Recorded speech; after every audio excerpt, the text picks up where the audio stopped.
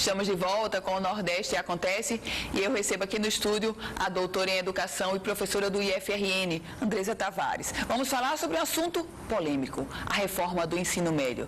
Professora Andresa, boa noite e seja bem-vinda. Boa noite, Ana. Boa noite, telespectadores. Para a gente é uma enorme satisfação poder estar aqui no seu programa, o Nordeste Acontece, dialogando sobre um tema em alta efervescência. Parabéns por ter priorizado esse assunto, que eu acho que a sociedade potiguar destacadamente hoje clama por entender melhor.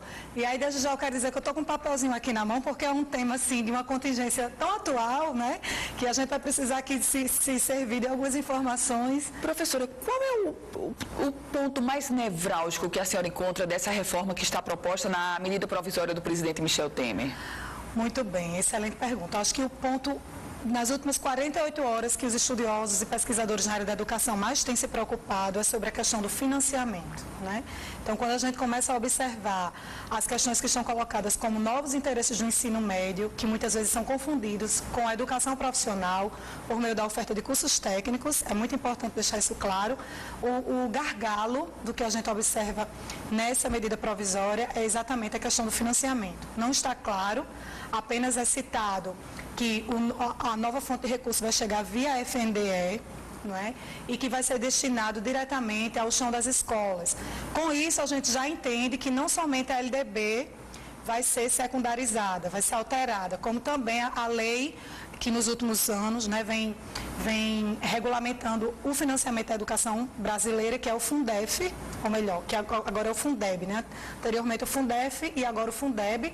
E aí, com essa nova perspectiva, com essa nova medida provisória, a estrutura do financiamento da educação está completamente transformada, né? E aí é angustiante porque não está muito claro como esse procedimento, né, esse novo caminho do financiamento vai acontecer, inclusive porque abre muita possibilidade de que esse recurso público ele recaia também nas entidades ONGs, né, entidades privadas, entidades filantrópicas, porque também não está circunscrito ao ente público como o destinatário desses recursos que estão previsionados lá na nova medida provisória para se destinar ao ensino médio.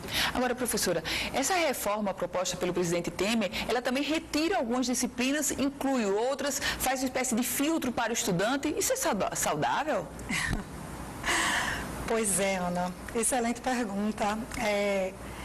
Nós que pesquisamos a educação, a gente costuma dizer assim, o que é saudável para a educação são pensamentos, são convicções que chegam a partir do diálogo, e o diálogo com quem está no chão do espaço onde as práticas escolares acontecem, ou seja, com os professores, com as equipes gestoras, com a comunidade escolar. A grande crítica, né, que a gente está fazendo nesse momento em relação à medida provisória é exatamente a ausência do diálogo. E aí, pelo diálogo ausente, aí vem esse efeito cascata de problemas, né, que estão postos. Então, veja bem, subestimar, né, os diferentes componentes curriculares que, historicamente, o ensino médio brasileiro, não só o ensino médio, mas a educação básica brasileira, da escola brasileira, está habituado a conhecer e a se servir desses conteúdos curriculares para formar os estudantes, tentar criar um mecanismo curricular que seja vá além ou a menos, ou que seja uma alternativa a essa proposta, vai ser muito perigoso se esse diálogo não existir. Então, você tem toda a razão quando fala que a sensação que a gente tem ao manusear, ao estudar a medida provisória, é o enxugamento dos conteúdos, que hoje a gente chama de componente curricular. De fato, porque a proposta é celebrar o português, a língua portuguesa e a matemática, e o ponto forte da proposta, porque é importante também a gente dizer que tem méritos, e o mérito eu faço questão de destacar aqui a obrigatoriedade da língua inglesa e a abertura para, além do inglês, poder também se cogitar na estrutura curricular com seriedade, com intensidade, outros idiomas. Isso é um ponto muito positivo. Porém, as demais disciplinas todas são secundarizadas, não é? São colocadas em uma situação de bastante vulnerabilidade no sentido da autonomia da escola. O que está por trás de tudo isso, acho que a intenção do governo foi transportar a questão do diálogo para uma outra trajetória que está sendo construída aí, alinhavada há alguns anos, que é a história da Base Nacional Comum Curricular. Então, eu acredito que muito em breve aí vai ser dito alguma coisa nesse sentido por parte dos órgãos oficiais de que não necessitou de diálogo para a medida provisória, porque já existia uma base curricular nacional que estava sendo construída ancorada no diálogo, né? Então, a ideia é essa, se servir da obrigatoriedade da língua portuguesa e da matemática e do inglês, apenas essas estruturas curriculares como obrigatórias, e no mais deixar tudo a critério do que vai ficar verdadeiramente definido quando a estrutura da Base Nacional Comum Curricular ficar definida entre os pesquisadores e as comunidades que estão nesse processo de estruturação. Professora, a senhora acha que com esse novo modelo muda também o Enem? Com certeza. Vai mudar sim. O vestibular é um outro ponto. Olha, eu selecionei aqui, Ana, 7 pontos que vão assim, sofrer uma alteração muito drástica, né?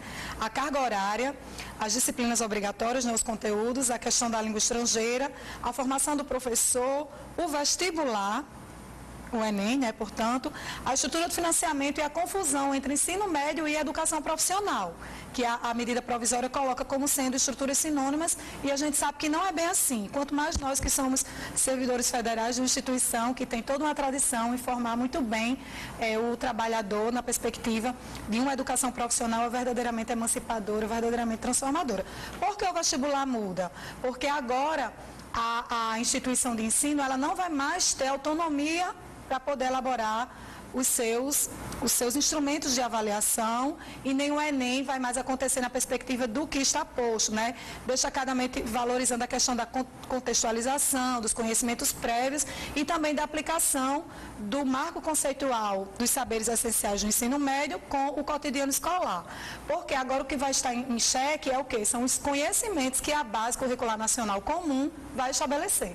Então, a gente não tem como presumir nada ainda como efetivamente vai se comportar os currículos, porque tudo está refém da Base Curricular Nacional Comum, que está em vias de construção, né? Ou melhor, de aprovação final, porque isso é uma construção que já vem caminhando por algum biênio e está em vias finais. Esse processo, sim, foi dialogado, mas aí se servir do diálogo desse processo para se unir a essa medida provisória e dizer que a medida provisória foi democrática, não é possível. A gente conversou aqui com a professora Andresa Tavares, ela que é doutora em educação. Professora Andresa, obrigada. Eu que agradeço o espaço, não é? A gente fica feliz em poder trazer o olhar de quem é pesquisador, de quem está no cotidiano escolar todos os dias, para poder conversar sobre o ensino médio, que verdadeiramente é um dos gargalos da nossa escola, destacadamente da nossa escola pública. Obrigada. Se você quiser rever essa entrevista completa, é só acessar www.politicaemfoco.com, um site especializado na política do Rio Grande do Norte e do Brasil. O Nordeste Acontece vai ficando por aqui.